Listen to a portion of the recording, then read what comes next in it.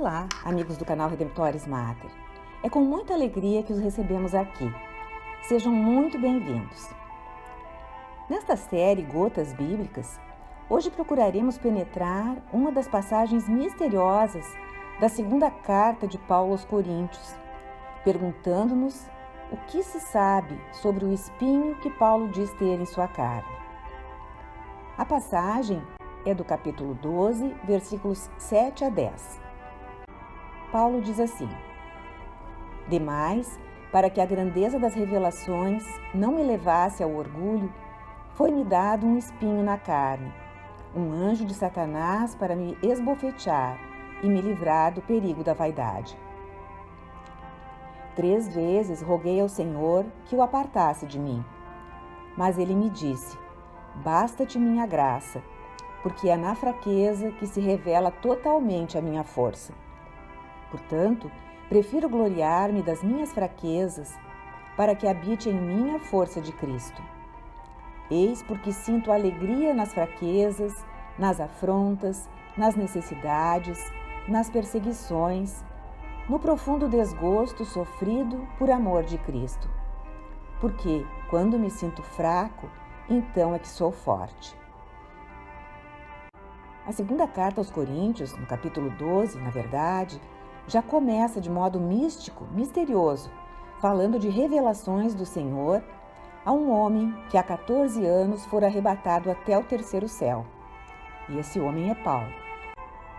Conta ele que lá ouviu palavras inefáveis, que não é permitido a um homem repetir.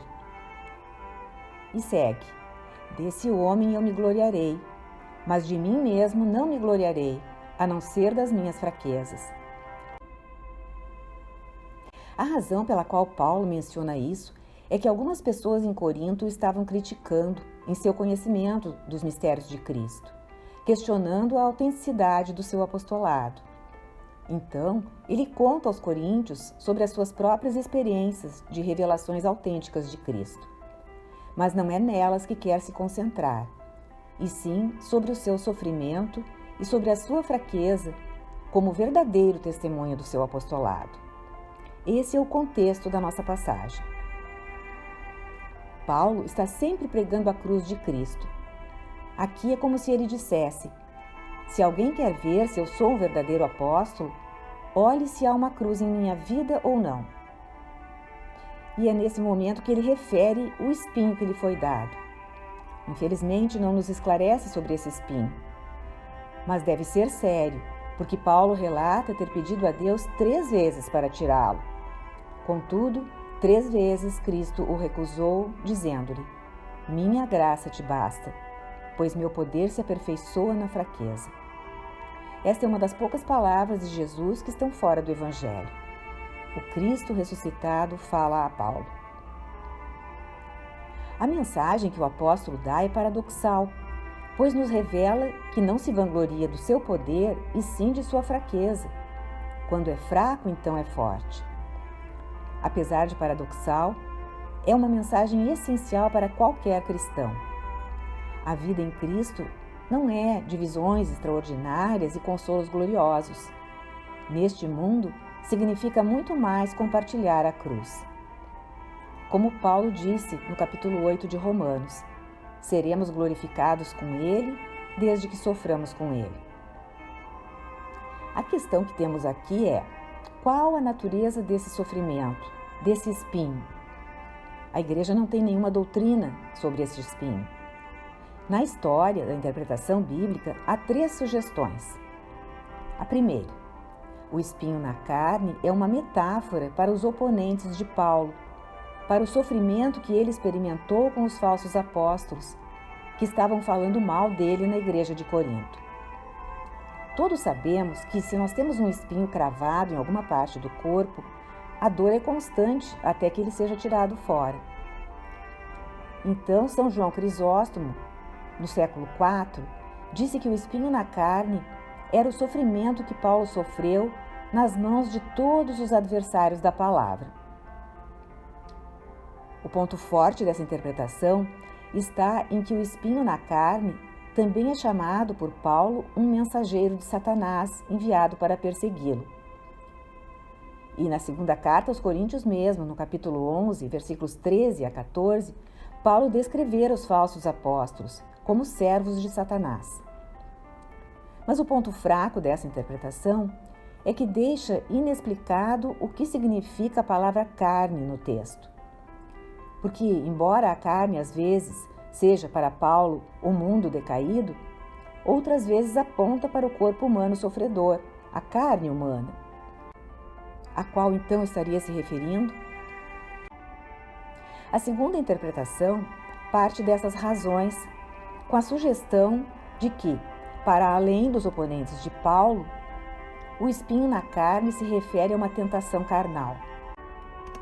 A tradução latina da Bíblia, chamada Vulgata, traduziu o termo espinho na carne como estímulo ou aguilhão da carne. Santo Tomás de Aquino, no seu comentário sobre a segunda carta aos Coríntios, propôs que se tratava de uma concupiscência decorrente da carne, pela qual Paulo estava muito perturbado, tanto que pediu a Deus que o livrasse dessas tentações físicas. A força dessa interpretação é que ela explica a imagem da carne. Em 1 Coríntios 7, Paulo descrevera as tentações físicas carnais como algo que podia ser inspirado por Satanás. No versículo 5 do capítulo 7, falando sobre a abstinência entre maridos e esposas, diz: "Não se recusem um ao outro, exceto talvez por acordo por um tempo, para que se possam dedicar à oração. Mas depois se unam novamente, para que Satanás não os tente por falta de autocontrole." O ponto fraco dessa interpretação é que a tradução latina é menos do que literal. Estímulo da carne não é o mesmo que espinho na carne. E outro problema é que, em 1 Coríntios capítulo 7, versículo 7, Paulo descreve a si mesmo como tendo recebido o dom do celibato, o dom da castidade. Chega a dizer: "Gostaria que todos fossem como eu mesmo, mas cada um tem seu próprio dom especial de Deus." Então, se é um dom, a castidade não seria uma luta particular para ele. Apesar dos pontos fracos, essa tem sido a interpretação da maioria dos estudiosos no Ocidente. Uma terceira interpretação, que é antiga, mas ganhou força nos tempos mais recentes, é que o espinho na carne se refere a uma doença física, algum tipo de sofrimento físico que Paulo passa, e, em particular, problemas com seus olhos. De onde viria essa ideia? São Jerônimo, no seu comentário sobre Gálatas, já fazia essa interpretação, sem especificar exatamente do que se trataria. Um outro padre latino, Tertuliano, anterior a Jerônimo, afirmava que Paulo se referia a dores de cabeça e de ouvido, algum tipo de dor física crônica. Quem já sofreu de dor crônica, uma dor que não passa, como a dor de um espinho na carne, compreende que Paulo implorasse a Deus para livrá-lo disso, porque se torna quase insuportável. A partir dessas ideias, os estudiosos avançaram um pouco mais e sugeriram que a única doença física de que haveria evidências em Paulo seria com a visão. Reportam-se, por exemplo, ao capítulo 4, versículos 13 a 15 de Gálatas, em que São Paulo diz o seguinte: "Estais lembrados de como eu estava doente quando, pela primeira vez, vos preguei o Evangelho, e fui para vós uma provação por causa do meu corpo. Mas nem por isso me desprezastes nem rejeitastes. Antes me acolhestes como um enviado de Deus, como Cristo Jesus. Onde está agora aquele vosso entusiasmo? Asseguro-vos que, se possível fora, teríeis arrancado os vossos olhos para mos dar." Então os estudiosos concluem que essa é uma maneira muito interessante de descrever a hospitalidade dos Gálatas, a menos que fosse algum tipo de problema com os olhos que Paulo estava sofrendo. Por isso, eles não recusariam lhe dar os seus olhos, se possível. A expressão de Paulo faria sentido no contexto de uma doença corporal. E outra pista possível de que Paulo tivesse problemas nos olhos está em Atos dos Apóstolos, capítulo 9, versículo 8, na narrativa da conversão dele. O texto diz assim: "Saulo levantou-se do chão, Abrindo, porém, os olhos, não via nada. Tomaram-no pela mão e o introduziram em Damasco, onde esteve 3 dias sem ver, sem comer nem beber. Mais adiante, no versículo 18, São Lucas relata que Ananias foi enviado a Paulo. Entrou na casa e, impondo-lhe as mãos, disse: Saulo, meu irmão, o Senhor, esse Jesus que te apareceu no caminho, enviou-me para que recobres a vista e fiques cheio do Espírito Santo. No mesmo instante, caíram dos olhos de Saulo umas como escamas e recuperou a vista. Levantou-se e foi batizado. São evidências, no livro dos Atos dos Apóstolos, de que Paulo realmente experimentou uma cegueira temporária, a tal ponto que teve de ser conduzido pela mão. E então, algo caiu de seus olhos depois que ele se converteu. No contexto, isso não parece ser uma metáfora, mas algo real. A última pista é de que, quando Paulo assina pessoalmente a carta aos Gálatas, que um escriba estava escrevendo por ele, diz no capítulo 6, versículo 11: Vede com que tamanho de letras vos escrevo de próprio punho. Talvez ele escrevesse essas letras grandes porque não conseguia ver bem, e só assim poderia ler o que escreveu. E de fato é uma aprovação para alguém que se dedica ao estudo da Bíblia, das Escrituras, como Paulo, que era um rabino, ter problemas de visão. Essa aprovação seria o tipo de dificuldade crônica que poderia levá-lo a pedir a Deus para libertá-lo. Essa poderia ser a explicação mais plausível. Todavia, por que ele descreveria uma doença física como um mensageiro de Satanás? Por esse seu acréscimo, temos que adicionar uma quarta opção. Simplesmente não se pode saber que espinho na carne é esse. E isso vem ao encontro de Santo Agostinho, no seu escrito sobre a natureza e a graça. Agostinho menciona esse espinho enigmático na carne e entende que Paulo, ao fim e ao cabo, qualquer que seja esse espinho, esse sofrimento crônico, duradouro, de que Deus tem o poder de livrá-lo, mas escolhe não fazê-lo, é algo com que todos podemos nos identificar. É uma oportunidade de Cristo ensinar a Paulo e a nós que, na verdade, é a graça que basta e que seu poder se manifesta na fraqueza. Portanto, fraqueza, privações, insultos, escárnios, perseguições, calamidades, o que quer que seja esse espinho na carne, não são impedimentos para a vida em Cristo. Ao contrário, fazem o poder de Cristo brilhar mais resplandecente.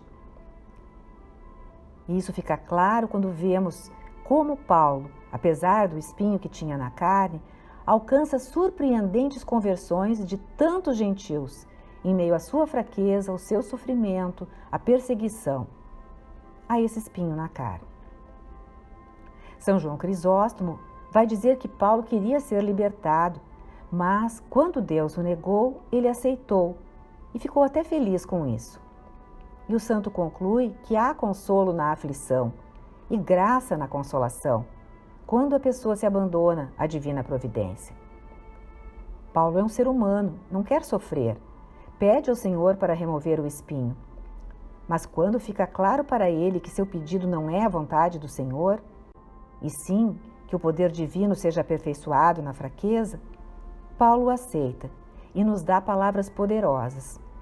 Quando sou fraco, então é que sou forte. É mesmo uma lição para todos nós, enquanto vivemos neste mundo o mistério da cruz e dos nossos próprios espinhos na carne, sejam quais forem. Neste momento em que sentirmos essa dor, esse sofrimento, procuremos lembrar o testemunho de Paulo. Quando sou fraco, então sou forte. Com Cristo, que está ao nosso lado todos os dias, até o fim dos tempos, como prometeu, sempre seremos fortes. Porque é o poder de Cristo que fortalece, e não a nossa própria força humana. A nossa debilidade ajuda-nos a confiar mais, a procurar o refúgio em Deus, a ser mais humildes. Ao vislumbrarmos em nossa alma o amor, a compaixão, a ternura com que Cristo Jesus nos olha, compreenderemos em toda a sua profundidade que a força se manifesta na fraqueza. Quando a tentação, os contratempos ou o cansaço se tornarem maiores, o demônio vai insinuar-nos a desconfiança, o desânimo, o desvio do caminho. Mas Cristo está especialmente presente com a sua ajuda nesses momentos. Quanto maior for a resistência do ambiente ou das nossas próprias fraquezas, mais ajuda e graças Deus nos dará. A tentação nos conduzirá à oração, à união com Deus e com Cristo. Não será uma perda, pois todas as coisas concorrem para o bem daqueles que amam a Deus.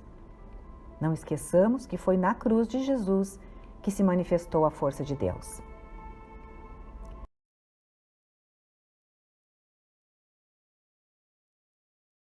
O Senhor esteja convosco, Ele está no meio de nós.